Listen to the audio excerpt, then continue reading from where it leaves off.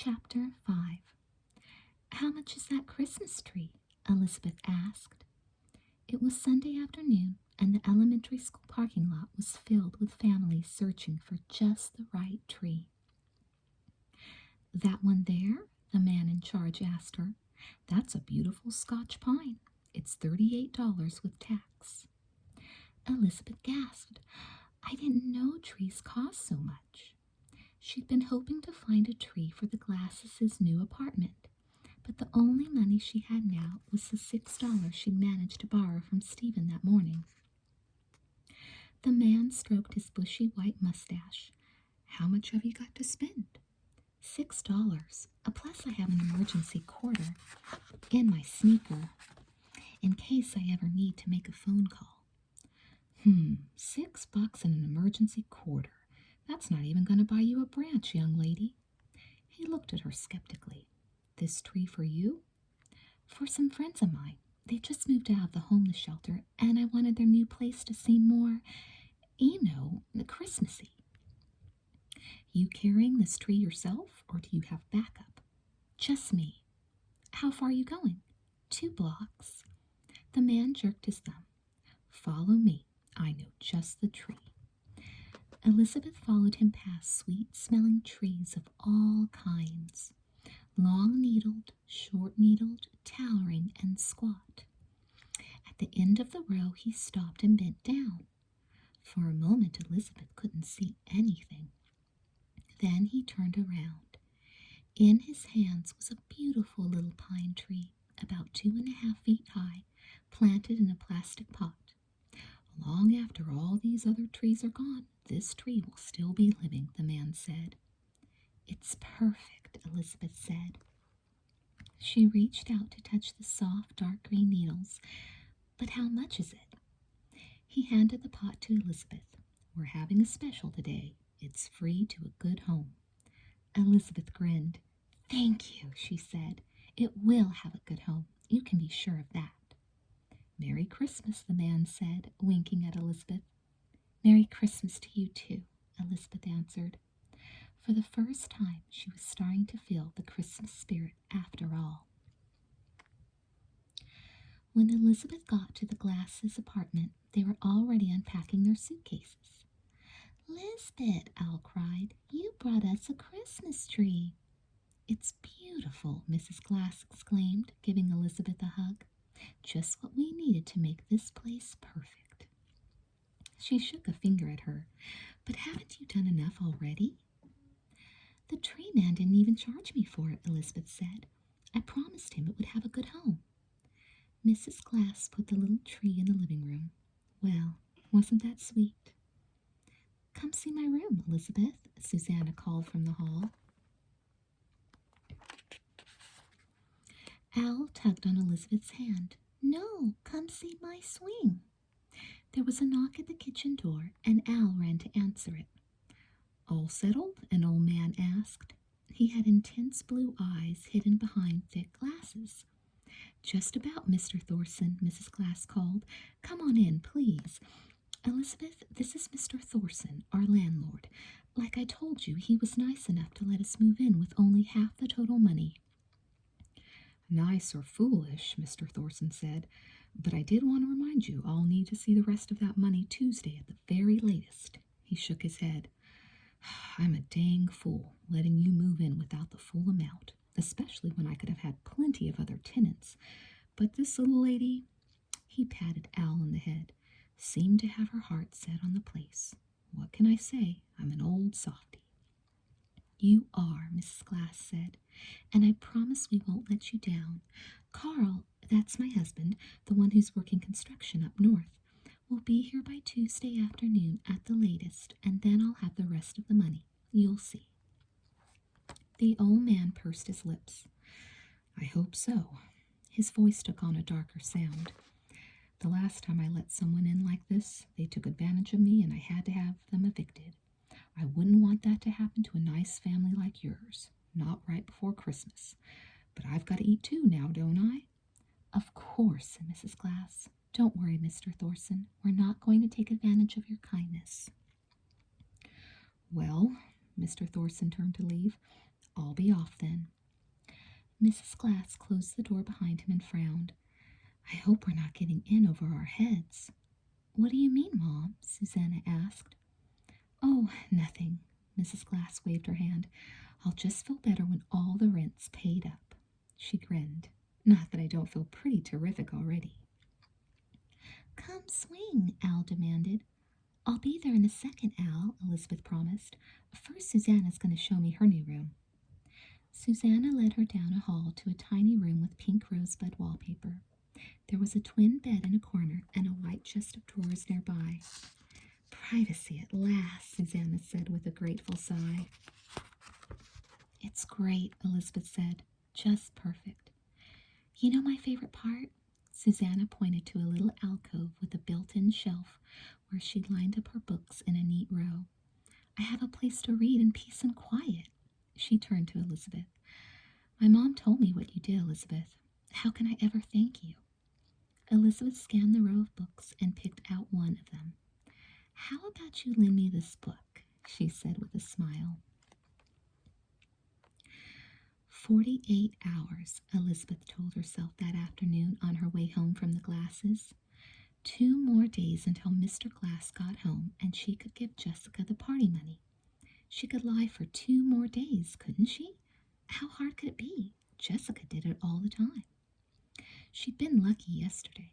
Jessica and the unicorns had spent so much time at the mall arguing over the party theme that they'd ended up putting everything on hold.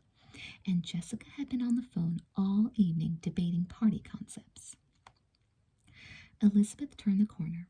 Down the street she could see Stephen in their driveway washing the van. Mr. Wakefield was putting Christmas lights on the mailbox, and Mrs. Wakefield was pruning one of the bushes. She had on her heavy work gloves, and her blonde hair was tied back with a bandana. Elizabeth felt a little surge of happiness as she walked along the sidewalk. She thought of the Glasses settling into their new apartment and making it a home of their own. She'd done the right thing, lending them the money. Suddenly, she felt sure of it. As Elizabeth headed up the front drive, Jessica came out the door. Elizabeth, she cried, you're back. Good. I've been on the phone all afternoon. What do you think of a Christmas party with a jazz theme? Whose idea was that? Mrs. Wakefield asked. Patrick Morris. He loves to play the saxophone. I gave it 8 candy canes. Mr. Wakefield smiled. Is that good or bad? Pretty good. I didn't know you liked jazz, Jessica, Mrs. Wakefield said. I don't, but Patrick gets extra candy canes for being so cute. Isn't that sexist? Stephen asked. Jessica pointed to the right fender of the van. You missed a spot, Stephen. Stephen smiled sweetly and turned the hose on Jessica. Stephen! Jessica ran back into the house, screeching all the way. Elizabeth followed Jessica upstairs into her room. That jerk, Elizabeth exploded. She yanked open a bureau drawer and began digging for a dry pair of jeans. He is such a juvenile delinquent. I wish Mom and Dad would send him to boarding school or something. I suggested it, but Mom acted like I was kidding.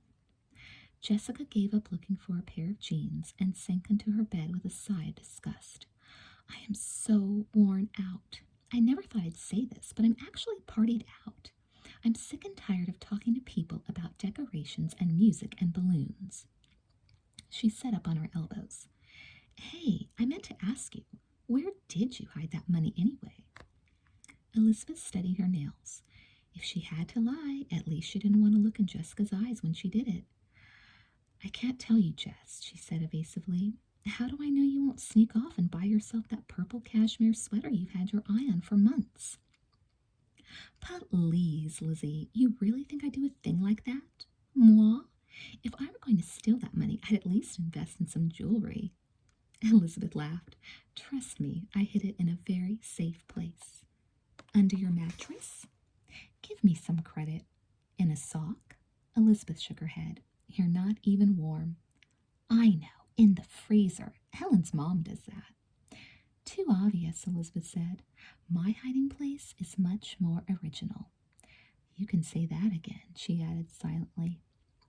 Jessica groaned.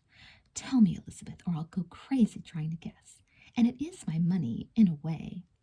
No, it's everybody's money, Elizabeth replied, feeling a twinge of fresh guilt as she said the words. And it's a lot of responsibility having that much cash. She headed for the door. Besides, you've got enough on your mind, Jess. True, I never realized how tiring it is being powerful. No matter what I decide, tons of people are going to be mad at me. It isn't fair. The only reason I took this job was so everybody would kiss up to you. Well, yes. Elizabeth paused. When do you think you'll be needing the money exactly? She asked, trying very hard to sound casual. Jessica sighed. Don't you pressure me too, Elizabeth. I was only thinking, Elizabeth cleared her throat. Well, you know, the party's Christmas Eve. That's not much time. Jessica pulled her pillow over her head and let out a scream. Don't remind me, she cried in a muffled voice. She tossed the pillow aside. It's not my fault I'm indecisive. I'll decide when I decide, okay? Fine with me, Elizabeth said sincerely. Take all the time you need. Chapter 6. So what's it going to be, Jessica? Danny asked as Jessica and Elizabeth walked into school Monday morning. He fell into step beside them. If you're going with the whole soccer game thing, I'll need to tell the team so we can get organized. Well, Denny, Jessica began, that's a very good question. A very good question. She glanced over at Elizabeth, who was smirking. Jessica gave her a nudge in the ribs. I've narrowed it down to just a couple ideas, and yours, I can definitely say, is a top contender. Right up there in the final few. Great, Denny grinned. He had a wonderful grin, Jessica decided. Wonderful eyes, wonderful hair. It would be really wonderful if she could make him happy by deciding on his idea. Too bad it wasn't that simple. So, he continued, when will you know for sure? Because we'd like to, wash our uniforms and stuff. Very thoughtful, Elizabeth commented. Jessica nudged her in the ribs again. Ow! And isn't the party supposed to be the day after tomorrow? Denny asked. There's almost no time left. Like I said, Jessica replied uneasily, I've narrowed it down to just a few contenders. Including yours truly, someone said. Jessica spun around. It was Patrick. He also had a wonderful grin, come to think of it. What's your idea? Denny asked. A jazz party. I figured we'd bring some music and maybe some of my friends could jam a little. Denny looked at Jessica. I hope you buy plenty of earplugs with all that bake sale money. No one said we're going to have a jazz party, Jessica pointed out. I thought you said you loved the idea, Patrick said, looking crestfallen. I do love the idea, Jessica said quickly. It's definitely right up there in the final few. Who wants to hear you play your sax, Danny demanded, when they can watch me and the guys kick goals? He turned to Elizabeth. What do you think, Elizabeth? I think I'd better be going, Elizabeth said quickly. Goodbye, Jess. Or should I say, good luck? So, Jessica said brightly, looking from Denny to Patrick and back again.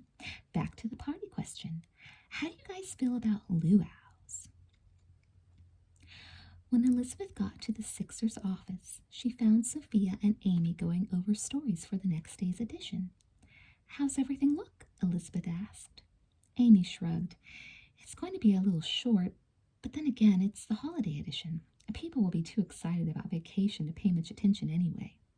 Sophia handed Elizabeth a piece of notebook paper covered with a messy scrawl. We still have to type this up, she said. Let me guess, Elizabeth said. It's Caroline Pierce's gossip column, isn't it? Sophia nodded. She has the worst handwriting I have ever seen. I was going to start typing it up, but you're the only one who can decipher it, Elizabeth. I'll try to do it at lunch, Elizabeth said. We're way behind on this issue, and I'm afraid it's my fault. I've been so busy with, stuff at the shelter. I let all this go to the last minute. Don't worry, Amy said confidently.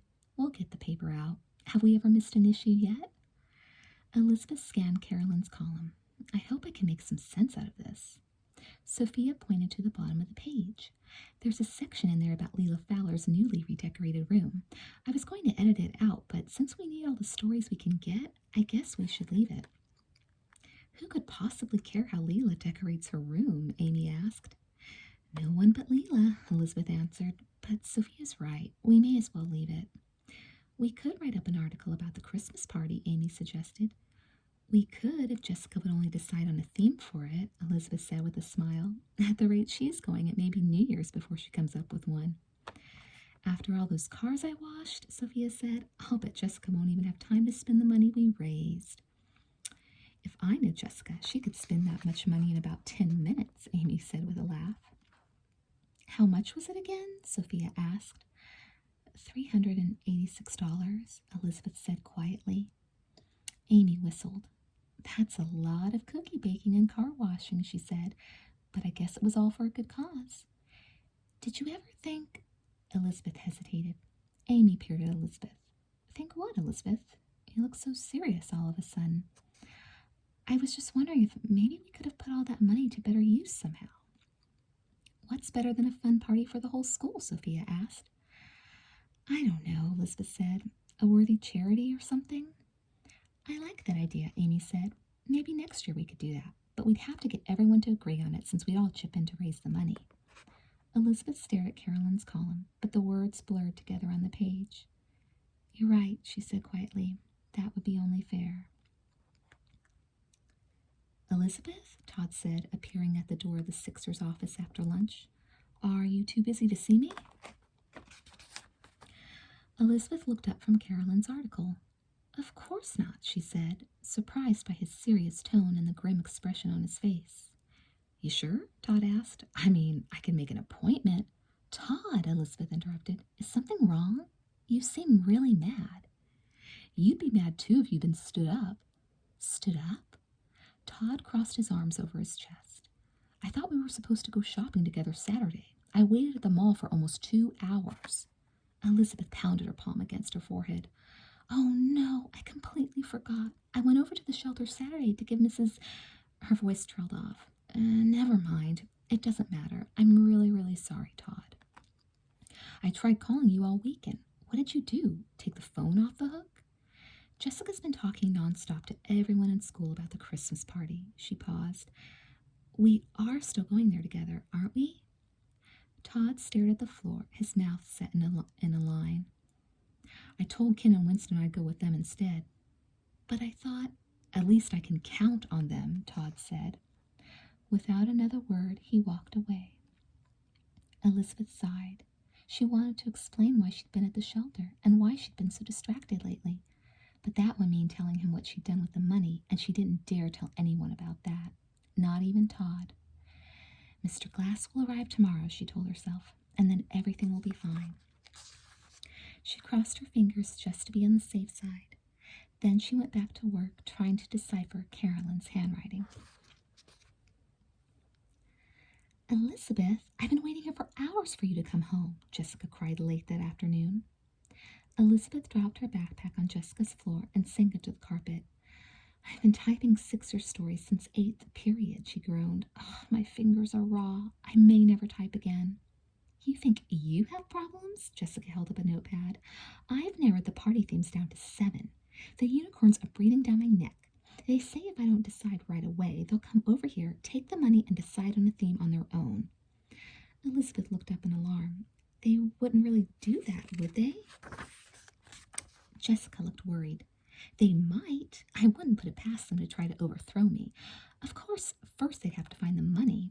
I told them you'd hidden it, and that even I didn't know where it was. They didn't believe me. Janet even threatened to torture it out of me. Something about fingernails. I know. Bamboo shoots under the nails. Worse, Jessica shook her head. They were going to paint them a really putrid shade of orange. She scanned her list. What am I going to do, Elizabeth? No matter what I decide, somebody's going to hate me. That's the price of power, I guess. Jessica sighed. Hey, by the way, that Susanna girl called. She paused. And then someone else called for you, too, I think. I've been on the phone so much I've lost track. Anyway, Susanna said she wanted to invite you over to her apartment tomorrow afternoon. Something about a welcome home party for her dad. Oh, Elizabeth said, trying not to sound too interested. I'll call her back. I thought she lived in the homeless shelter. Elizabeth cleared her throat. She did, but they found a new place. That's nice, Jessica said. I bet you helped them, right? What do you mean? Elizabeth asked nervously.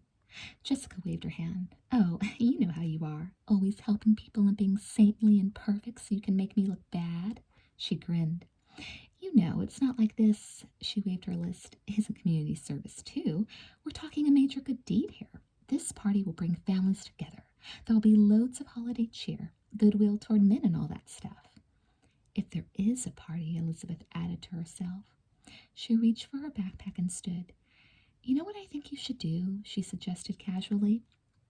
Tell me, please, Jessica begged. Sleep on it. That always works for me. But we need to go shopping, Jessica moaned. It's Monday. The party's Wednesday evening. Give it another day. Give me another day, she added silently. I don't know. What if the unicorns decide to mutiny? You're the one in command, Elizabeth reminded her. You can't let them push you around, can you? No, I guess not, Jessica agreed doubtfully. Besides, the longer you wait, the greater the suspense. Trust me on this, Elizabeth added, feeling guilty as she said the words. I do trust you, Jessica said. I'll give it another day. Elizabeth walked down the hall, Jessica's words ringing in her ears. She felt weighed down by guilt. When she decided to help the Glasses, she hadn't really thought about how much trouble she might be getting Jessica into. She went into the bathroom and stared at her reflection. What kind of sister was she anyway? A conniving, lying, manipulative one, her reflection answered. This was terrible. She was turning into Jessica. Chapter 7. Elizabeth had a very bad feeling when she woke up the next morning. She'd been having a bad dream, a terrible dream, something about money. She'd run out of paper for the Sixers, so she printed them up on dollar bills instead, the money that had been meant for the party. She peered over her blanket. Pale, bleak light poured through the crack in her shade. She climbed out of bed and peeked out the window. It was raining. Not just raining, it was pouring. It was a monsoon. Huge drops splashed down from a dark gray sky. She and Jessica would need a raft to get to school. Elizabeth trudged to the bathroom. She flicked on the light and stared at the mirror. A new pimple stared back at her. Her face had disappeared. It had been taken hostage by a pimple the size of New Jersey. Yes, she had a very bad feeling about today. Elizabeth had a very bad feeling when she ran into Todd in the hallway before homeroom. Have you forgiven me yet? She asked hopefully. Todd headed for his locker as if it were the finish line in a one-man race. Elizabeth dashed after him. Please don't be mad anymore, Todd, she said. Todd fumbled with his lock. I was all set to make up yesterday, Elizabeth, but I guess you were just too busy. Yesterday? What are you talking about? I called you yesterday afternoon, Todd said.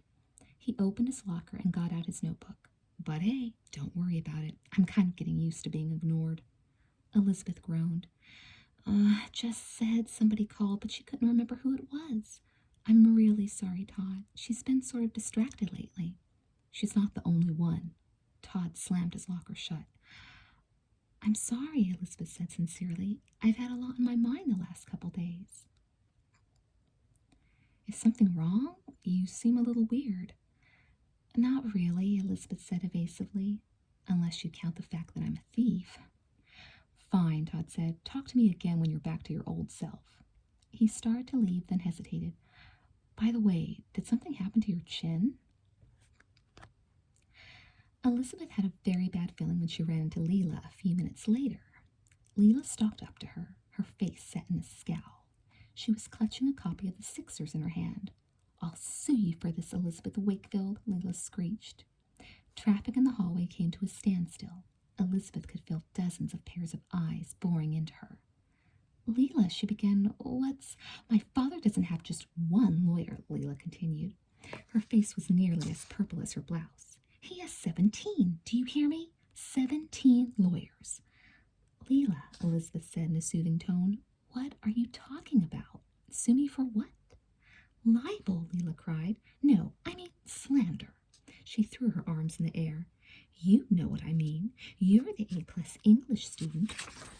You're the editor-in-chief of the slimy rag you call a paper. Elizabeth took Leela's arm and pulled her toward the lockers.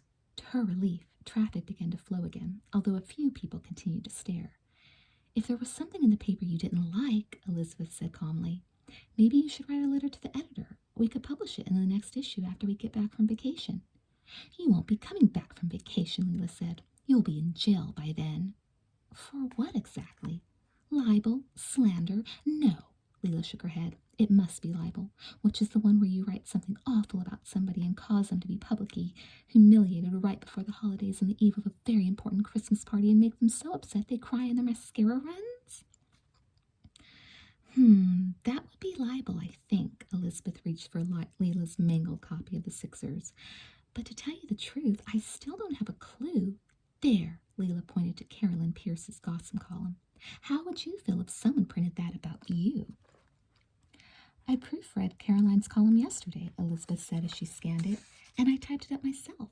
There wasn't anything... Suddenly she stopped. Leela Fowler has completely redecorated her broom. Elizabeth winced. Oh, Leela, she said, flushing.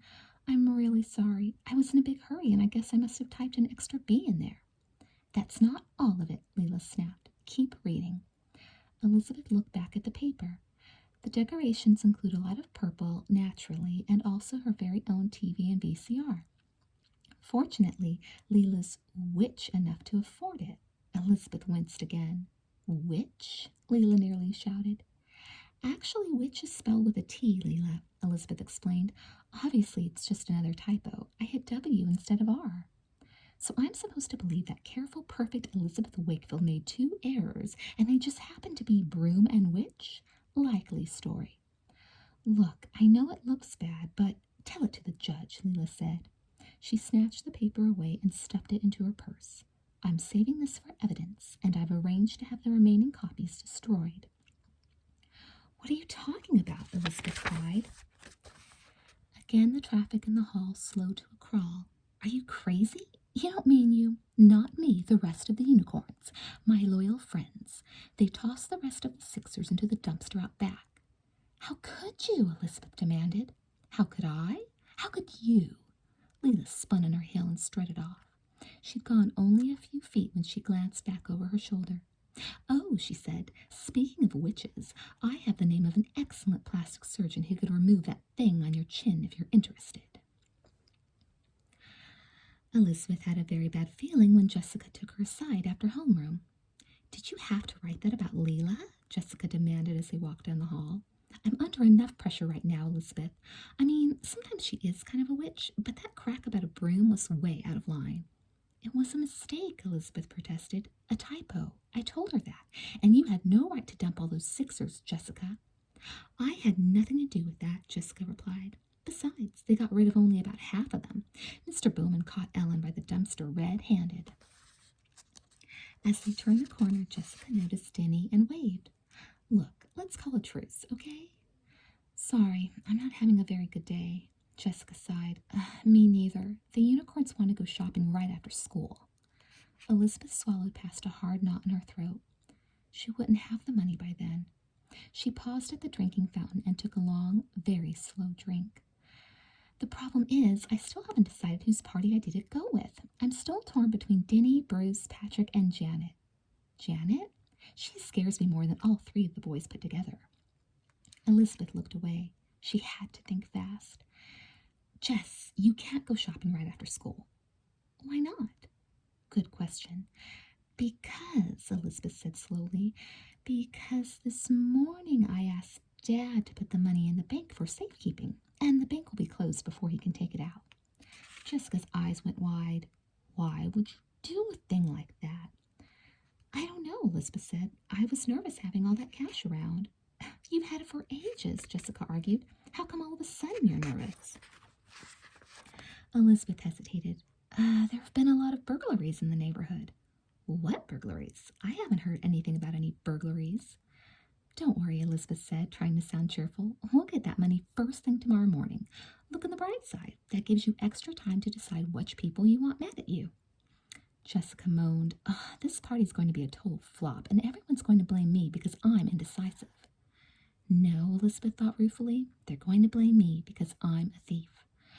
Well, Jessica said after a moment, I guess there's nothing I can do. That's the spirit. Unless maybe I call Dad at work and ask him to stop by the bank before it closes. Bad idea, Elizabeth said firmly. Very bad idea. Dad's got that big case today. What case? I don't know anything about a case. You know, Elizabeth said, the big one. The really big one. Inside, she was cringing. She had never told so many lies in her life. Oh, I guess I forgot, Jessica sighed. At least do me a favor, okay? You tell Leela about the bank. She's already furious with you. Deal, Elizabeth said, breathing a sigh of relief. I've got to go talk to Patrick, Jessica said. I'm thinking about playing jazz music during a soccer game. You know, sort of killing two birds with one stone. She started to leave, then hesitated. What? Elizabeth said. Jessica reached into her backpack and retrieved a small white tube. Here, she said, pressing it into Elizabeth's palm. It's extra strength cover magic. It won't make that thing on your chin disappear, but at least it won't be so, obvious. Elizabeth watched her twin disappear into the crowd. She looked down at the tube in her hand. She had a very bad feeling about this day, and it had only just begun. Chapter 8. When the bell rang that afternoon, announcing the start of Christmas vacation, Elizabeth was the first one out the door. She didn't want to have to talk to Todd or Jessica or Leela or the unicorns. She'd just have to tell more lies, and she was getting very, very tired of lying. She ran through the rain all the way to the Glasses' apartment, and the closer she got, the faster she ran. The sky was dark and the rain was cold and hard, but she didn't care. Soon she'd have the party money back. Soon she could stop lying to her sister and her friends. They could have their party, the Glasses could have their apartment, and Elizabeth could breathe a great big sigh of relief. Elizabeth, you're soaked, Mrs. Glass exclaimed when she opened the door. Elizabeth stepped inside the cheerful kitchen. 2 puddles formed at her feet. Outside, thunder cracked, shaking the windows. Lisbeth, Al cried. She and Susanna ran into the kitchen. Both girls had red ribbons in their hair. What smells so good? Elizabeth asked as she set down her soggy backpack and took off her raincoat. Peanut butter chocolate chip cookies, Susanna said, my dad's favorite. Is he here yet? Elizabeth asked hopefully. No, Mrs. Glass said. We thought he'd be here by now, but with the rain and all, he probably got delayed. Come see the sign we made, Al said, tugging on Elizabeth's arm. She pulled her into the tiny living room. On the wall over the couch was a hand-lettered sign. Welcome home, it said. Al had drawn flowers around the edges. It's perfect, Elizabeth said. I'll bet you can't wait to see him, can you? Susanna gazed out the window at the rain gushing into the gutters. I can't wait for him to see us here, she said. The last time we saw him was 2 months ago, right before he went north to look for work. We just moved into the shelter. Her voice grew soft. That was the only time I've ever seen my dad cry. Mrs. Glass carried in a small plate of cookies. Fresh from the oven, she announced as she set the plate on the coffee table.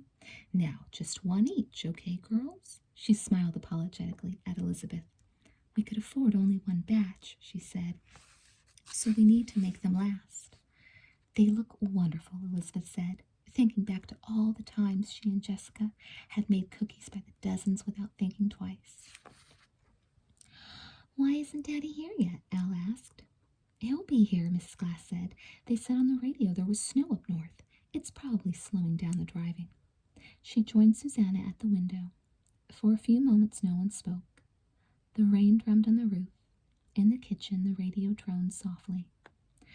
Well, Mrs. Glass said, breaking the silence, I'm going to go clean up in there. You girls keep yourselves busy. For the next 2 hours, Elizabeth, Susanna, and Al sat in the living room, cutting out paper snowflakes for the Christmas tree Elizabeth had brought. The more time passed, the less they spoke. Elizabeth could see the worry in Susanna's eyes, and she could hear it in Mrs. Glass's loud, cheerful humming. Only Al seemed confident that Mr. Glass would arrive any moment. Elizabeth felt horrible. She knew her friends were worried about Mr. Glass's safety. She was worried too, but she couldn't help feeling guilty. They wanted him there because they loved him. She wanted him there because she needed the money he was bringing. When it grew close to dinner time, Elizabeth went to the kitchen. Mrs. Glass was sitting at the table, staring at the clock on the stove. I guess I should be going, Elizabeth said. The rain's slowing down, and I told Jess to tell my mom I'd be home by 6. Mrs. Glass managed a smile. I wanted Carl to meet you, she said. He'll be home soon, Elizabeth assured her. Maybe you could all come to the Christmas party at the school tomorrow evening. If there is one, she added to herself. That would be... There was a loud pounding at the door. Daddy? Al cried, rushing into the kitchen. It's me, Mr. Thorson, came a gruff voice. Mrs. Glass swallowed. He's already been here once today, she whispered. He'll be wanting the rest of the rent money. She stood, smoothed her dress, and went to the door. Susanna joined Elizabeth and Al. Her face was expressionless. Mr. Thorson, Mrs. Glass said, opening the door to a gust of wet wind. You'll catch your death out there. Please come in.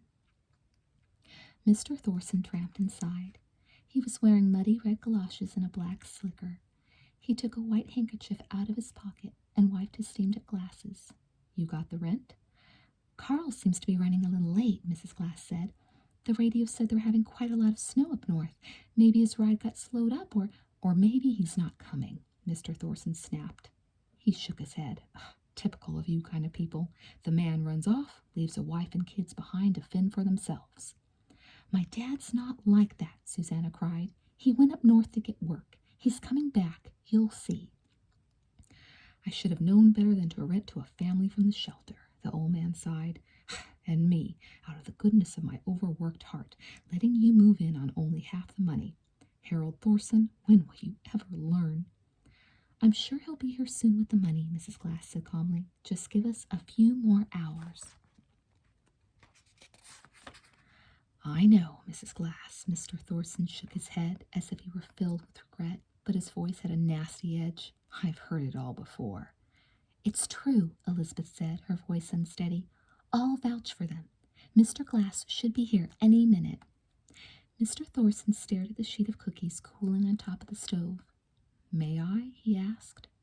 When no one answered, he took one anyway. I'd like to help you. Really, I would, he said to Mrs. Glass. Here it is, nearly Christmas, and raining to boot.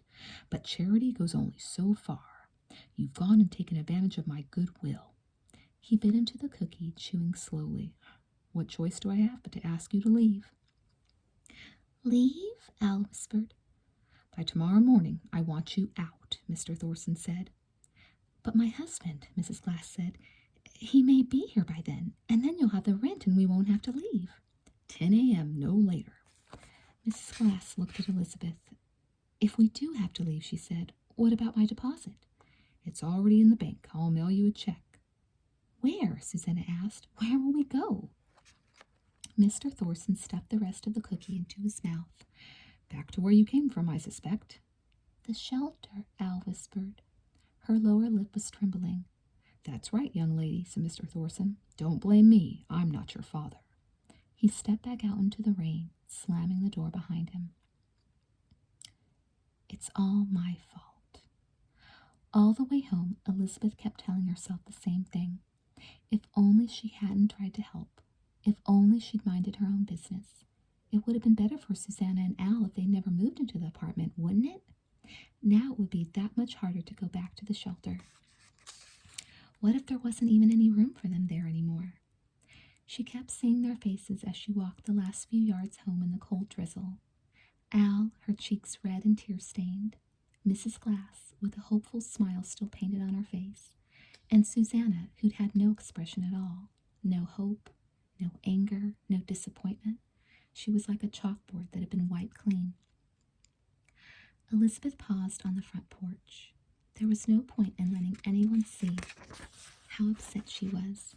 And there was no point in panicking. Not yet. Mr. Glass could still come home tonight. Everything could still work out all right. Please let it all be okay, she pleaded silently.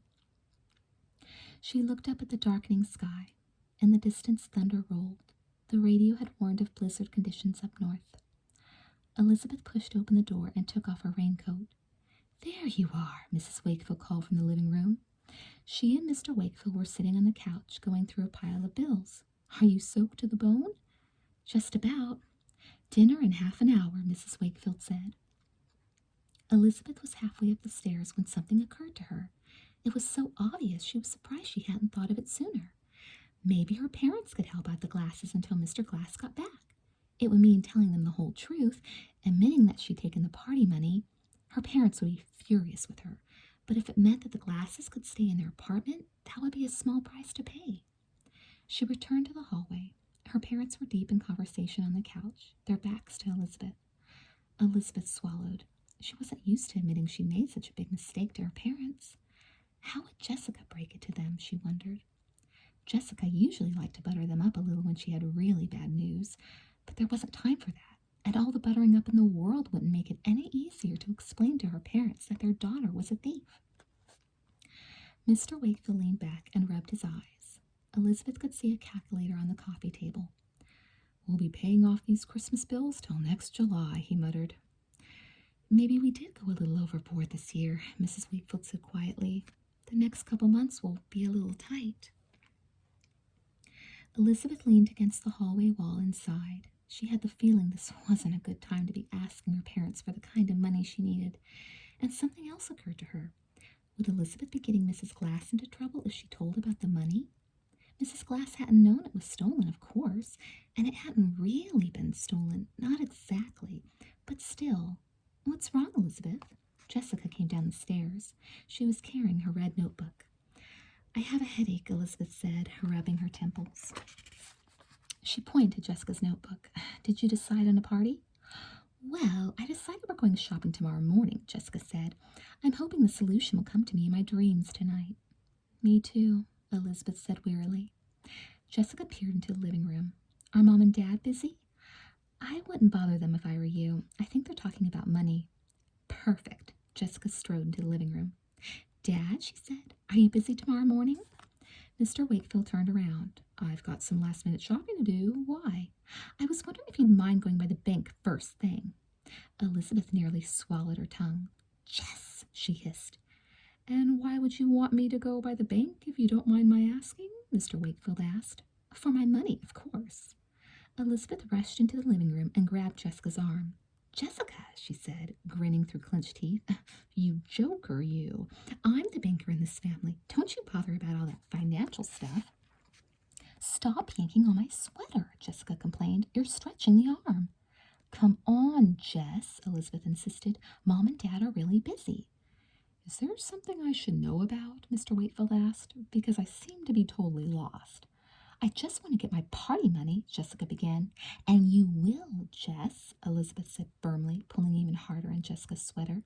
"But it's my responsibility, and I want to take care of it." "All right already," Jessica cried. "Just let go of me." Elizabeth pulled with all her might, jerking Jessica into the hallway. She peeked back into the living room and gave her parents a sheepish grin. "Sorry," she said, "just some last-minute Christmas secrets." "I hope we're surprised," Mrs. Wakefield said with a grin. "Oh, I think you will be," Elizabeth replied grimly. "Look what you did to my sleeve," Jessica snapped when Elizabeth joined her in the hall. "You turned it into an ape arm. And why are you being so weird about the bank?" Elizabeth slumped into the bottom stair and sighed. She was tired. She was confused. She told so many lies she didn't know where the lies ended and the truth began. She looked over at Jessica. How many times had Jessica been in a jam like this? For a moment she considered telling her sister the truth. But why upset Jessica when Mr. Glass might still come through? "What?" Jessica asked. "What are you looking at? My ape arm?" "I was just thinking about all the times you've gotten yourself into trouble and how you always somehow manage to get out of it." Jessica grinned. "Not without your help." "How do you stand being you, Jess?" Elizabeth asked wearily. "Isn't it exhausting?" Jessica draped her droopy sweater arm around Elizabeth's shoulder. "You're worried about the party, aren't you?" she said. "That's so sweet. But I don't want you to worry about a thing. I'll make this party a success if it's the last thing I do." She grinned. "Things always work out in the end." "I hope so, Jess," Elizabeth said. "I really hope so." Chapter 9. The rain just wouldn't stop. It was still beating against the window when Elizabeth awoke the next morning. She turned off her alarm clock and peeked out at the gloomy morning. At least the weather matched her mood. She dressed quickly, careful to be quiet in the bathroom so she wouldn't wake Jessica. It was early to be going to the Glasses, but they didn't have a phone yet, and it was the only way Elizabeth could find out what had happened with Mr. Glass. Maybe he'd made it home safe and sound last night. She'd knock on the door and find the whole family having breakfast in the cozy, bright kitchen. They'd invite Elizabeth in for waffles, and after they were through, Mrs. Glass would take her aside and press crisp bills into Elizabeth's hand. "Thank you for your help," she'd say, and Elizabeth would know she'd done the right thing. She'd rush back home, give Jessica and the unicorns the money, and by this evening, everyone would gather happily for a huge soccer, jazz, Hollywood, luau Christmas party, and at last she'd be able to start enjoying Christmas. Anything is possible at Christmas time, Elizabeth told herself. She frowned into the mirror. Her pimple had acquired additional territory and was now the size of Wyoming. Somehow, under the circumstances, it was hard to get her hopes up. She read the note she'd prepared one last time. "Jess, had to run a quick errand. Back soon. Don't worry about the money. It's all taken care of. E." Elizabeth taped the note to the mirror, the one place she could be certain Jessica would see it. She stared at her own reflection. "Liar," she muttered accusingly, and then she was off. Even before she talked to the Glasses, Elizabeth knew she was about to hear bad news. There was a car in front of the Glasses' apartment, a car Elizabeth recognized. It belonged to Connie from the shelter. The door to the apartment was open. Connie was packing up a few odds and ends into a small cardboard box.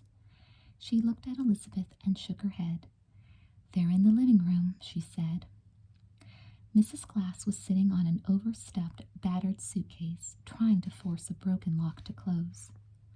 When she saw Elizabeth, she smiled. "You'd think I could get this thing to close, wouldn't you?" Elizabeth knelt down next to her. With a grunt of effort, she managed to get the suitcase shut. Mrs. Glass kept smiling, but her lower lip was trembling. "Did you hear anything?" Elizabeth asked gently. She shook her head.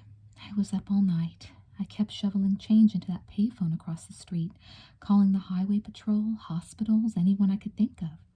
She rubbed her eyes. "It's just not like Carl not to get in touch with us. I know we don't have a phone, but he could have left a message at the shelter." "Maybe he's snowed in," Elizabeth said. "Maybe he can't get to a phone." "Maybe," Mrs. Glass said wearily. Connie came into the room. "All set? Let me get the girls." Mrs. Glass stood slowly. "I can't thank you enough for making room for us at the shelter, Connie." "Well, it may be a little cramped," Connie said. "Hey, it's a roof over our heads," Mrs. Glass said. "And in this weather, that's saying something." "I'm ready," Al said.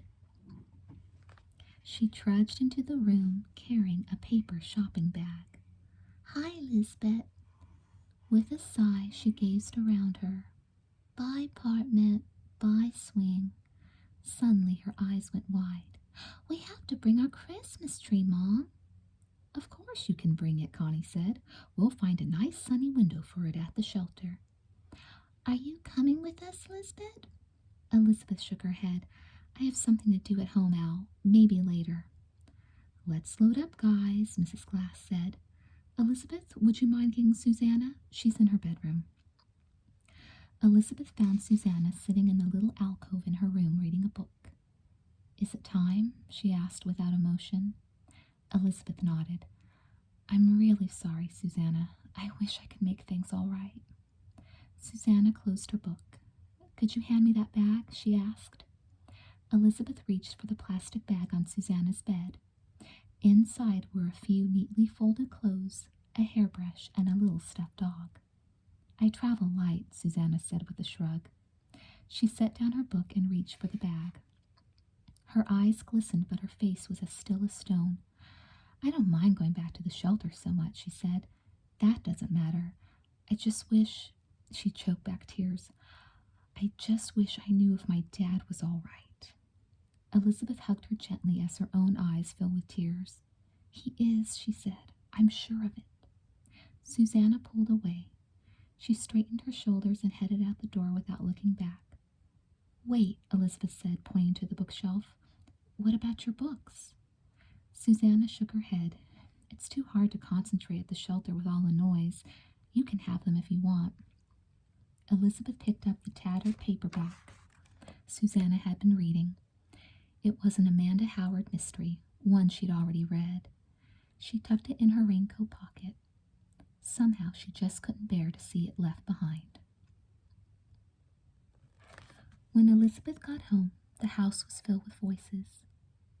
She could hear Jessica in the family room talking to members of the planning committee.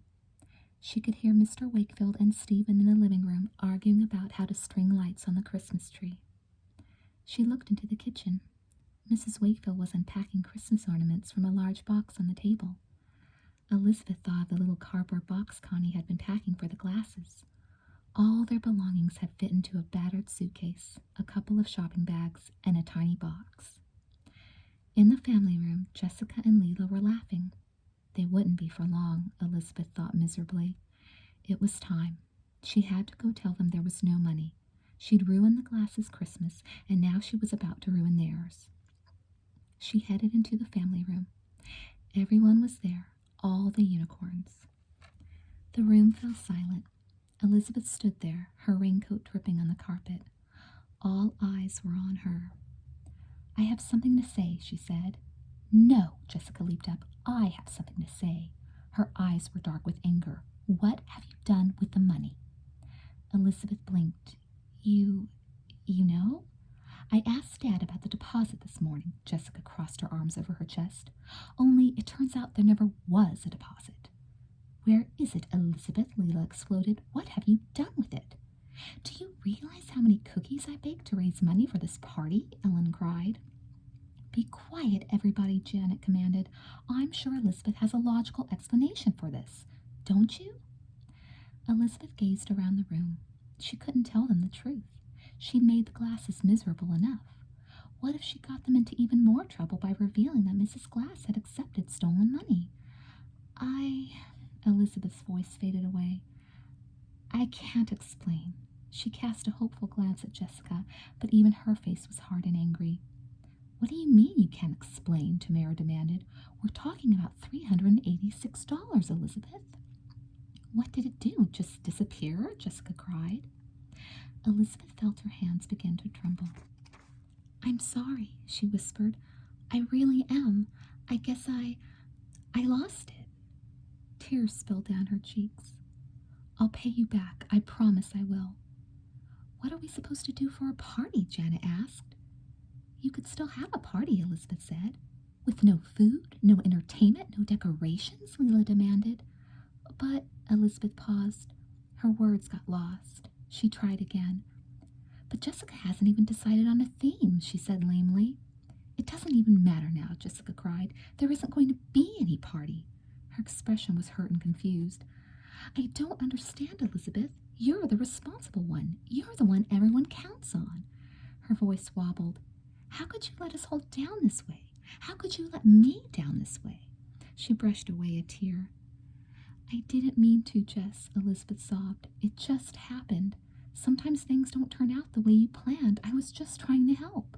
"Help who? You're not helping anyone. All you've done is ruin everything," Jessica cried. Her face flushed with emotion. "I wish you weren't my sister, Elizabeth.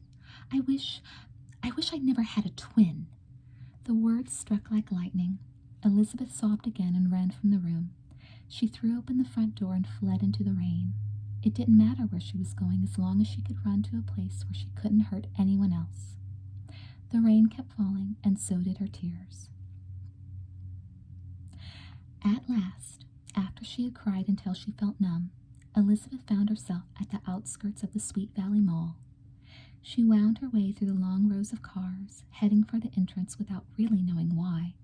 She didn't want to be around crowds of happy holiday shoppers, but she was tired and wet and cold, and she wanted to sit down and sort out her thoughts. Elizabeth trudged slowly through the mall until she came to the bright, glittery platform where Santa Claus sat on a throne molded of paper mache and decorated with sparkles. A long line of children waited for the chance to sit on his lap and have their photos taken by a girl dressed as an elf. Long ago, Elizabeth had stood in a line like that with Jessica, waiting to talk with Santa. The memory made her sad. In those days, she had believed in Santa Claus. She believed, as Jessica still did, that in the end, everything would always turn out all right. Now she could see that Santa's beard was coming unglued from his right cheek, and that his cuffs were frayed and a little dirty. And now she knew that everything did not always turn out all right. She stared at the twirling display of animated mechanical figures behind him. Life-sized elves waved jerkily. Angels with tinsel halos hung from steel wires connected to the ceiling, swaying in the air-conditioned breeze. A little plastic boy pounded on a plastic drum.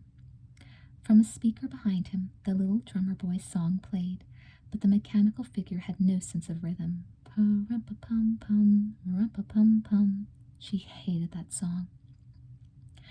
Elizabeth stood numbly, watching the glittering display wobble and bob through eyes brimming with tears.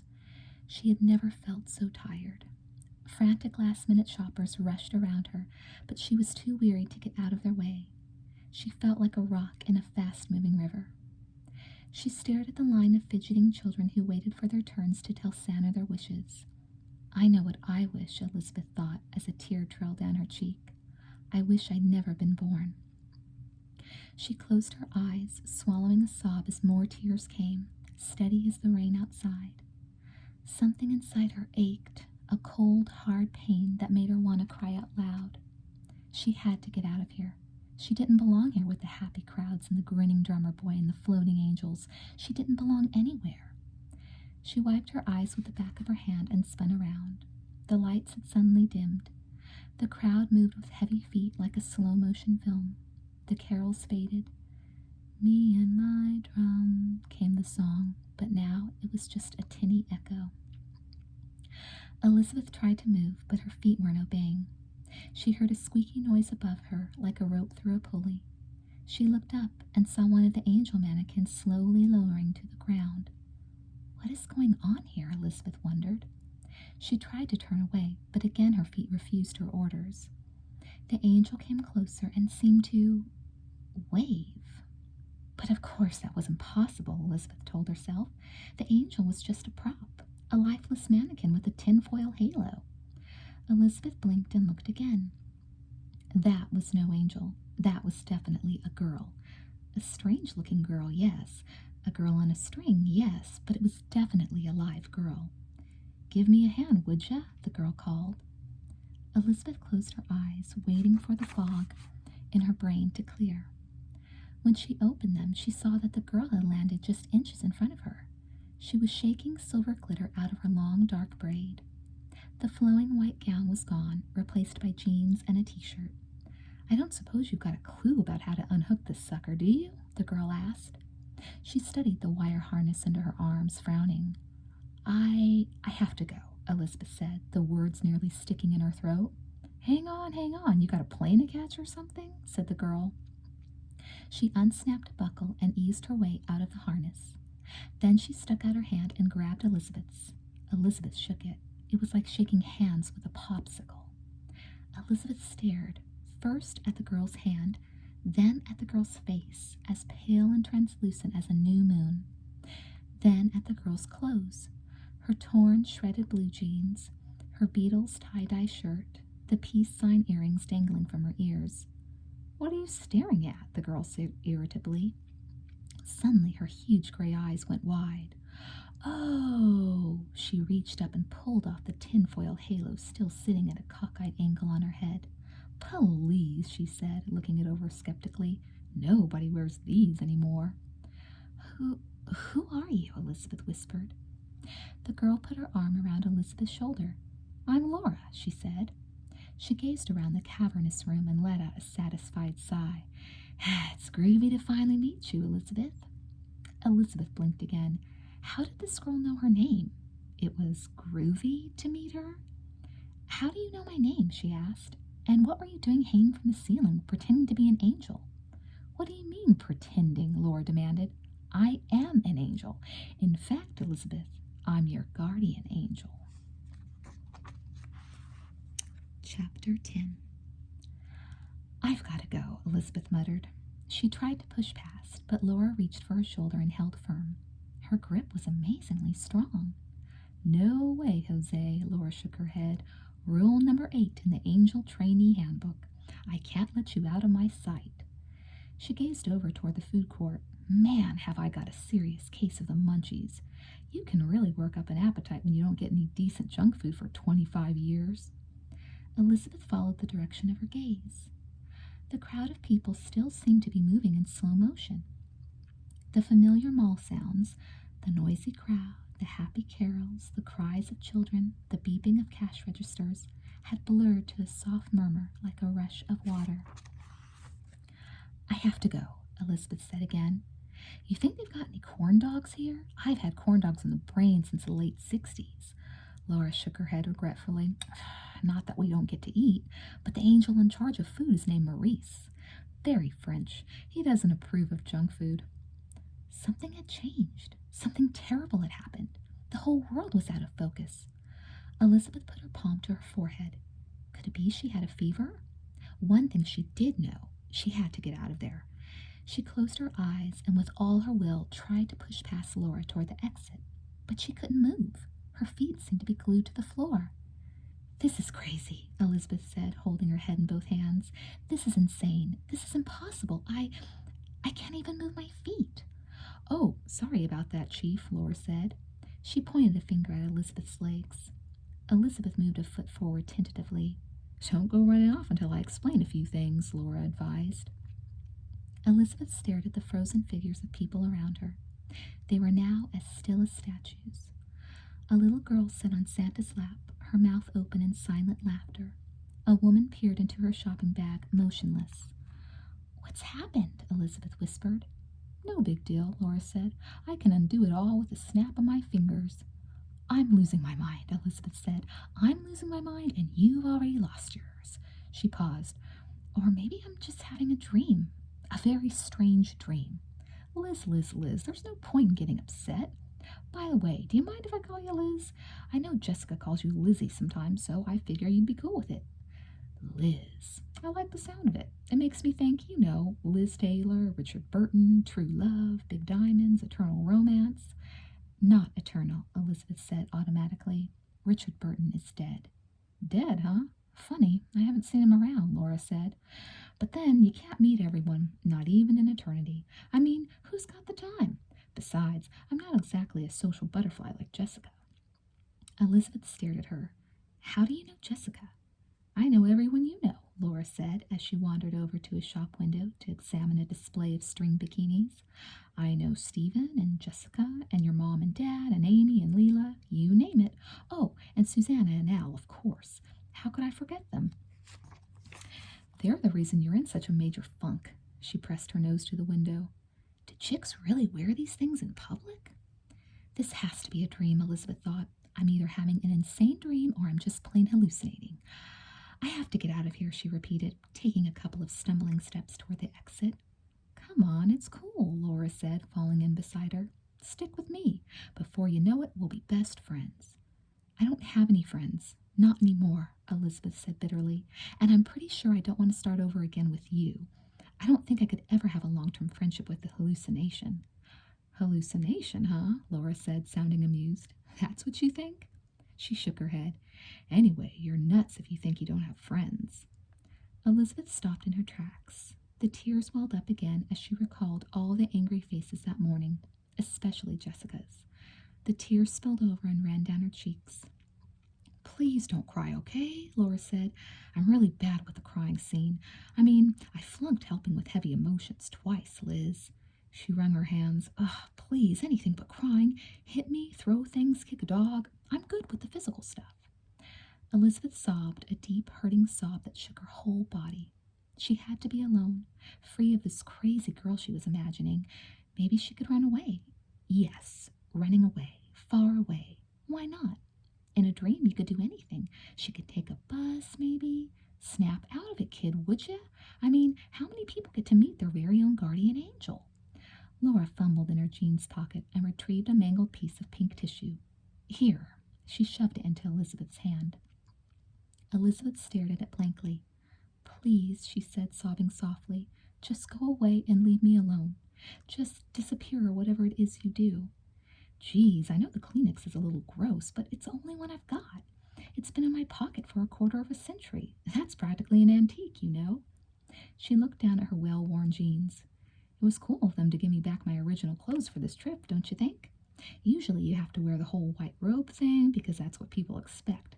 But I told them no, my girl Liz would be more comfortable if I just dressed normally. Plus, man, I miss my jeans. For a moment, Elizabeth forced herself to stare into Laura's huge eyes. They were soft gray, like a misty mirror. Strange eyes, sad and wistful and content at the same time. Despite the wisecracking, there was an inner light there, too. Was it actually possible? Was it even remotely possible that this wasn't a dream?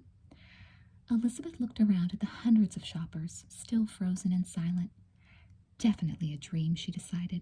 Reality just never ever got this weird. Laura, you seem like a really nice hallucination, but I need to be alone right now, Elizabeth said, mustering what little strength she had. Do you maybe have some dream parents who might be waiting for you? Some hallucinative friends who could take care of you? Take you home? It's Christmas Eve, you know. Duh, I guess that would explain the big fat guy over there with the long white beard and the plastic reindeer. She looked curiously at Elizabeth. So I'm just a dream, huh? Or maybe an escaped lunatic? A little of both, Elizabeth said, sniffling. But that's okay. I'm feeling kind of loony myself at the moment. Laura laughed heartily. I like you, Liz. I like you fine. She pointed to the tissue Elizabeth was clutching. Now, blow. Elizabeth blew her nose obediently. Suddenly she was too weary to argue. Come on, Laura said, motioning toward the mall doors. Time to hit the road. We have places to go, people to see. Besides, if I hear one more chorus of the little drummer boy, I'll gag. You want to leave? Elizabeth asked. It's time, Laura said. Where do you think we're supposed to go? Elizabeth asked. We're going where you want it to go, Laura answered mysteriously. I'm going to make your wishes come true. That's what this is all about. Elizabeth managed a sad smile. It would be nice to have a wish come true, even if this were just a dream. Laura stopped at the doors that led out of the mall and held out her hand. Her smile was sweet. Come on, Liz. Trust me on this one. If I'm just a dream, then what do you have to lose? You'll wake up eventually. Elizabeth looked through the big glass doors. She could see the rain had stopped. A cold fog, thick as cotton, quilted the ground. The parking lot, the trees, the hills of Sweet Valley beyond were all completely hidden. She looked back over her shoulder. Are you just going to leave all these people frozen like this? Elizabeth waved her hand toward the throngs of motionless shoppers. Laura smiled. You are a goody-goody, aren't you? She snapped her fingers. Suddenly the entire mall sprang to life as if a photograph had suddenly become real. One of the few things I can do pretty well, Laura said with satisfaction. I've got the freeze frame thing down cold. Now, do we go forward or not? Forward where? Elizabeth asked. Forward to make your wish come true. Haven't you been paying attention? Elizabeth swallowed. She thought of her family at home, of the sugar cookies Jessica would be burning and the cockeyed angels Stephen would place on the top of the tree. Then she thought of the disappointment in Jessica's eyes that morning, of the ruined party, of Todd, of her angry friends. She thought of Susanna and Al packing up their belongings, staring wistfully at the home they had grown to love but couldn't have. She had ruined Christmas for so many people, and nothing she could do could make it all right again. This dream was strange and unsettling, but it was still better than reality. The truth was, she didn't want to wake up. Elizabeth reached for Laura's icy fingers, and together they stepped out into a cold, gray world. Chapter 11. They walked for a while in silence. There was nothing to see but parked cars, and nothing much to hear. The fog had hidden the world from view. Even Laura, just a few inches away, was a vague shadow in the mist. Elizabeth clung tightly to her hand, but no matter how hard she squeezed, it remained as cold as stone. This is crazy, Elizabeth said, thinking aloud. We can't see a thing. Why would I dream fog? Has to be this way for a while, Laura explained, until all the changes can be made. Changes? It's a very complicated job, rewriting history, Laura explained. They tell me it's a miracle that it works at all. Ha ha, get it? Miracle? Anyway, when they're ready, they'll get rid of the fog. My wish wasn't all that complicated, Elizabeth said. All I wanted was for Susanna and Al and Mrs. Glass to be all right, and the money not to be missing, and Todd. Elizabeth stopped, feeling overwhelmed. Actually, you wanted not to be born, Laura corrected. That is complicated. You'll see just how complicated it can be. Laura stopped and rested her hands on her hips. Still, I wish they'd hurry up because I am totally lost. Unfortunately, I have a lousy sense of direction. Pitiful. I flunked navigation 3 times, but I thought I had the map of Sweet Valley down cold. The mall, the beach, the school. Now I don't know where I am. We're still in the parking lot of the mall, Elizabeth said. Over there's the bus stop. She pointed to her right. And up ahead is a big oak tree on the corner. If you say so. Of course I say so. I should know. Jessica's dragged me to the mall enough. I see a light up ahead, Laura said. Elizabeth squinted. I see it too. That's the frozen yogurt place. Frozen yogurt? I like yogurt, but why would anyone freeze the stuff? It's like ice cream, Elizabeth explained, only it's better for you. Cool, let's go get some, Laura said. Follow me. Wait a minute, why am I following you? I'm the dreamer here. You're just the one getting dreamed. I should be telling you where to go. Laura snapped her fingers. Oh, so you're in an I'm in charge here phase. My instructor Clarence told me this would happen. It comes just after the stunned and disbelieving phase. Laura chewed on her thumbnail. Man, I wish he'd let me bring my cheat sheet. I had the map and itinerary all memorized, but now I'm not so sure. Were we supposed to start at this yogurt place? That does it, Elizabeth said firmly. I'm going to some other dream. I don't think so, Liz. Laura shook her head. Look, maybe we should get past this whole dream idea of yours. It's getting to be kind of a pain. I guess I need to convince you of who I am. I know who you are, Elizabeth said patiently. You're my guardian angel, and I'm the tooth fairy. Goodbye. Elizabeth started to walk away, but Laura caught up to her in the blink of an eye. Please go away, Elizabeth said. It's not that I want to wake up. I don't. And it's not that I don't like you. It's just that if I have to be in a dream, I'd rather be in a dream that involves sunny beaches and warm sunshine. Or at least a dream where... Elizabeth swallowed the lump in her throat. A dream where I haven't screwed up everything in my life. Suddenly a wave of sadness washed over her again. Oh, man, not the crying again, Laura moaned. You sure can blubber. I don't remember this in your file. I know your whole P3 by heart, and blubbering was not mentioned once. Elizabeth wiped the tears from her eyes. P3, she repeated. Personality problems profile. Elizabeth can be very self-critical. Occasionally she takes on more responsibility than is age-appropriate. She can be stubborn and exhibits a tendency toward self-righteousness. I am not self-righteous, Elizabeth said defensively. I am... She stopped mid-sentence. Why was she arguing with a hallucination? She shrugged. Maybe I am a little self-righteous. Sure you are. You're a major goody-goody. I used to hate nice girls like you. You give bad girls like me a complex. Laura gazed toward the sky. Of course, she added in a sincere voice. Since then, I've seen the error of my ways. Elizabeth took a deep breath and blew her nose again. Laura gave her an awkward pat on the back, then grabbed her arm. Come on, to the frozen yogurt stand, she said, practically dragging Elizabeth along. Here we are, Laura announced as they reached the door a few minutes later. It's all coming back to me now. Clarence did say something about an ice cream parlor. Ice cream, frozen yogurt, close enough, right? Clarence isn't exactly up on all the latest trends. Either way, it's stop number 1. Laura opened the door to a tiny shop Elizabeth had been in 100 times before. She even recognized the tired-looking old couple working behind the counter. The only customers in the place were a young mother and her 2 small daughters. Packages were piled around their table as if they'd just finished their last-minute shopping. You'd better order quickly if you want anything, Elizabeth said to Laura, clearing her throat. They'll be closing soon. She turned to the old woman behind the counter. Hi, Mrs. Lambert. I'm the person having this dream. I hope you don't mind. The old woman didn't answer. She just kept wiping the counter with an old rag, humming a Christmas carol to herself. She can't hear you, Laura said. It's my dream, Elizabeth said. She can hear me if I say she can hear me.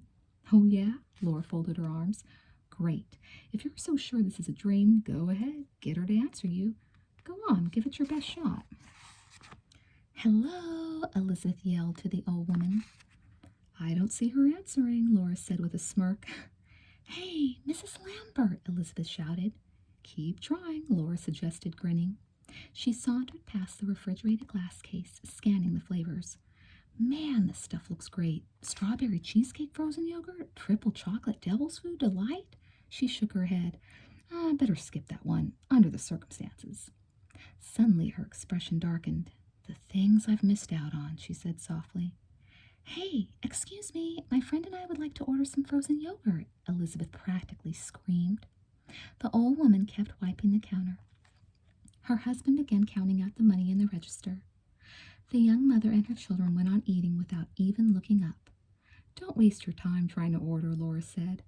With a wicked grin, she spun around and marched over to the little girls' table. The mother and daughters ignored Laura completely. With a sly wink at Elizabeth, Laura dipped her finger into one of the sundaes. When she pulled it out, it was coated with yogurt and chocolate sauce. Elizabeth gasped, waiting for the mother's outraged response. But she just continued to eat, staring off into space wearily. The little girl frowned at her sundae. Mommy, she muttered, there's a hole in my yogurt. Don't be silly, Maggie, the woman said. Laura licked the frozen yogurt off her finger.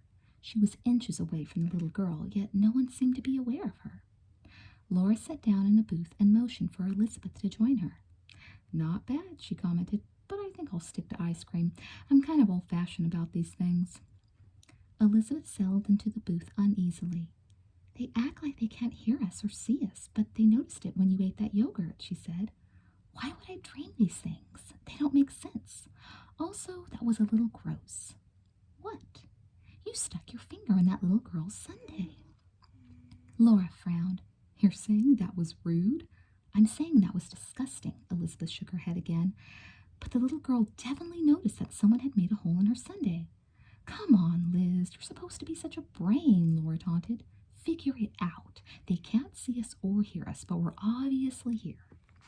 Laura's eyes fell on the napkin dispenser. She grabbed a handful, rolled them into a ball, and applied some saliva for good measure.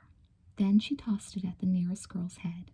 Stop it, Tanya, Maggie cried indignantly. First you poke my sundae, now you throw spitballs at me. Girls, I've had a rough day and it's Christmas Eve. Can't you give me a moment's peace? Their mother demanded. The little girls fell into an uneasy silence. Ma'am, Elizabeth interrupted, I think you should know it really wasn't Maggie's fault. My friend here, she paused. The woman was licking her ice cream cone, still completely oblivious. Ma'am? Elizabeth repeated more loudly. Watch this, Laura said gleefully. She tore off the end of a wrapped straw. 10 points if I hit her mouth while it's open. 20 points for a nostril. What is wrong with you? Elizabeth cried. Laura shrugged. Her impish grin was a lot like Jessica's when she got into trouble. Sorry, she said sheepishly. I have antisocial tendencies. That's an understatement. I was just trying to prove a point, Liz. You might as well get used to it, because as long as we're together, you're going to get ignored. She grinned. After a while, I bet you'll think it's kind of a trip. We can eavesdrop on the most interesting conversations. We can say outrageous things without getting into trouble. Here, listen up. She turned to the old woman behind the counter. Hey, lady, she called. I just flew in from Mars and I'm absolutely famished. Do you know where I can get a nice, juicy humanoid steak? The old woman examined a spot on the counter as if she hadn't heard a word Laura had said. See? Laura rubbed her palms together. Man, I love this. It's perfect for a slightly reformed juvenile delinquent like me. You, I'm not so sure about. You may be too nice to enjoy the opportunities. I don't understand. Elizabeth rubbed her temples. She had a terrible headache. Maybe she really was sick. What kind of dream was this? It was going on so long. Everything seemed so weirdly real. Fear began to gnaw at her. I've never had a dream like this, she muttered. Boy, that's the truth, Lizzie. Your dreams are all there in your P3 file, and a boring bunch of dreams they are, too. Okay, I'm ready to wake up now, Elizabeth announced. Right now. I'm ready. Wake up, Elizabeth. Laura put her hand on Elizabeth's. It was cold as death. The look in Laura's eyes was suddenly serious, even sad. It's not going to be that easy, Elizabeth. See, you're not asleep. You're not dreaming. And that means you're not going to wake up. I want this dream to end, Elizabeth said. Liz, Laura shook her head sadly. You gotta watch out what you wish for. See, you aren't dreaming because the truth is, Liz, you don't even exist. Not to any of these people, not in this sweet valley. To them, you're nothing. No one, not even a memory. But I am here, Elizabeth protested. Maybe they can't see me or hear me, but I can touch them. I could throw spitballs like you or steal a bite of their frozen yogurt just like you did. No, you can't, Laura said flatly. I can do those things because, see, I really exist. I'm an angel. You, on the other hand, well, you're just a possibility. Elizabeth felt her heart throbbing. She twisted around in her chair and reached a shaky hand out to touch the head of the little girl seated behind her. Her fingers lowered till they were just inches away from the girl's brown hair. She lowered her hand still farther. Her fingers kept going right through the little girl's head, as if her hand weren't even there, as if her hand were made of nothing more than fog. Chapter 12. Just then, something inside Elizabeth snapped. Go away, she screamed. Go away and leave me alone. She leaped from the booth and ran out the door, ignoring Laura's cries. Outside, the fog was even thicker. She tore at it with her hands as if she could clear a path. She didn't know where she was, and she didn't know where she was going. That didn't really matter as long as she could get far, far away from Laura.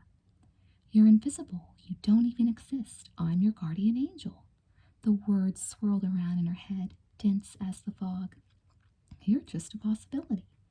She rounded a corner, running faster now, the sound of her frantic footsteps swallowed up in the mist.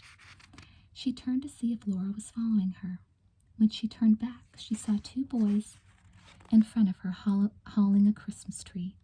It was too late for her to stop. She was running too fast. Look out, Elizabeth shouted. She stuck out her hands to cushion the impact, but they met no resistance. She flowed through one of the boys, right through him. Suddenly she was skidding to a stop on the other side of him, looking at his back as he walked away. Man, that was weird, the boy said. What? Asked his friend. I just had this weird, creepy feeling all of a sudden. The boy shivered and looked nervously over his shoulder. His friend nodded. Everything's creepy in this fog. Elizabeth felt a cold shiver run down her spine as Laura's words came back to her. You don't even exist. You're just a possibility. The boys with the tree gradually disappeared into the fog. The only evidence they'd existed was the carpet of pine needles on the ground. Elizabeth knelt down and tried to scoop up a handful. The needles remained undisturbed, and yet she could see them. She could even smell their familiar, cool, sweet scent. They were real. The boys were real. The sidewalk and the fog and the fear in her heart were real. She had to be real, too. Didn't she? Man, you can boogie, girl. Elizabeth jumped. Out of nowhere, Laura appeared before her as if the fog were a curtain she could open and close at will. You and I need to have a talk, Laura said breathlessly. Try that again and they just might pull me off your case, know what I'm saying? There's no telling who you might end up with next. Trust me, I'm a lot more laid back than some of the trainees. Am I delirious? Elizabeth whispered. I mean, I did have a headache before, and that could explain. Liz, Laura said impatiently. Are you dense or what? According to your file, you're a brain, but I'm starting to have my doubts. Look, I'm going to try this one more time, slow and simple. She fished around in her pocket. See this? She held up a little plastic name tag for Elizabeth to see. Elizabeth gazed at the pin. Hello, my name is Laura. Please be patient with me. I am a trainee. So, she said, are you training at Burger Buddy or something? I'm training, Laura replied. But not to fix burgers. I fix souls, Liz. Laura stuffed the tag back in her pocket. I'm supposed to wear that thing, but I feel like such a dork, you know? I mean, please. Hello, my name is Laura, and I'll be your angel today. I may be a trainee, but I do have some dignity. Laura, please, Elizabeth pleaded. I need some answers. I'm really starting to worry I'm going crazy, so stop kidding around, okay? Laura stopped walking. She looked Elizabeth straight in the eyes. I'm not kidding, Liz. I'm dead serious. She laughed. Dead serious, get it? Okay, so you're not in the mood. She cleared her throat. Look, I know you're a logical person, so let's take the evidence. I appear out of nowhere, hanging from a string in a mall, right? Elizabeth nodded slowly. I throw a spitball at someone and she can't see me, right? Again, Elizabeth nodded. I know everything about you. I know about your fight with Todd. I know about that typo in the Sixers. I know about Susanna and Jess and that zit on your chin and the fact that you can't tell a joke to save your life. I can so tell jokes, Elizabeth protested. Laura shook her head regretfully. Sorry, Liz, you always blow the punchlines. But I digress. The point is, add up all this stuff and what have you got? A very, very strange dream. Close, but no cigar. You've got me, your very own personal angel. Laura turned a corner, dragging Elizabeth along with her. And do you know why I'm here? To drive me insane? Laura made a loud noise like a game show buzzer. Sorry, you're incorrect once again. Liz, baby, I am here to grant your wish. Elizabeth sighed. What had she ever wished for? To make things right with Jessica and the others? To fix things up for Susanna and her family? But it was too late for those wishes to come true. I never wished for anything, she said. Not anything that could come true now. Laura made the buzzer sound. Wrong again. You wished you had never been born. I distinctly heard you say it while I was swinging from the ceiling, listening to that obnoxious rumpa-pum-pum number for the 100th time. They paused at a street corner. Laura squeezed Elizabeth's fingers in her icy hand. So they're not 98.6, Laura said defensively, noticing Elizabeth glancing down at her hand. You try being dead for a few years and see how perky you feel. Besides, you're not one to complain. I'm the only person you can touch at all. She turned her head right, then left, peering into the soupy fog. Now, before we get this show on the road, let's get the true confessions out of the way. What show? I'm not going anywhere with you. You have no choice, Liz. Laura's eyes went wide and she lowered her voice. Why, I possess powers beyond your wildest dreams. Really? No, but I thought I'd give it a shot. Laura fingered one of her earrings. What I need to confess, Liz, is that I'm not exactly your top-of-the-line angel trainee. I have what you might call bad study skills. So you're telling me you actually studied to become an angel? Hey, I've been studying since the late 60s, Laura cried. This stuff isn't easy. Elizabeth stared at Laura doubtfully. Does everyone take so long to learn? Laura tilted her chin. If you must know, I was in the remedial class. Certain very uncool teachers who had it in for me claimed I was a disruptive influence. And why was that? Because I was a disruptive influence, Laura shrugged. But hey, that's old news. Here I am at long last, and you and I are going to have a groovy time. And then what? Elizabeth asked. Let me guess, you get your wings? I know it's a cliche, but my boss is very traditional. The stoplight changed to green. Laura screwed up her face, a look of determination on her pale features. Let's see, she muttered. If that way's north, then which way's west? She nudged Elizabeth in the arm. You know where the Big Dipper is by any chance? Elizabeth crossed her arms over her chest. Where are we going? Were you planning a little intergalactic travel, maybe? No need for that, Laura said. Sweet Valley will do just fine. She let out a sigh. I guess we'll just have to give it our best try. Hang on to my hand and hope for the best, okay? I'm going to fly us. Elizabeth rolled her eyes. Great. Will there be an in-flight movie? You have a sarcastic streak in you, Liz. Did anyone ever tell you that? Remind me to add that to your P3. Now, before we go, 2 more confessions, Laura sighed. I feel like you should know the real me, since I already know all about you. Go for it. Confession 1, I changed my name to Pussy Willow for 6 months back in 1968, but it was just a stage I was going through. And prepare for takeoff, Laura warned. She took a step forward. A cool breeze began to blow. Another step, and the wind picked up force. Elizabeth's hair whipped in her eyes. The fog swirled around them like a cyclone. "Laura?" Elizabeth had to shout to be heard above the roar of the wind. "What was confession to?" "I flunked Flyer's Ed." Laura squeezed Elizabeth's hand tightly and took a deep breath. 3 times.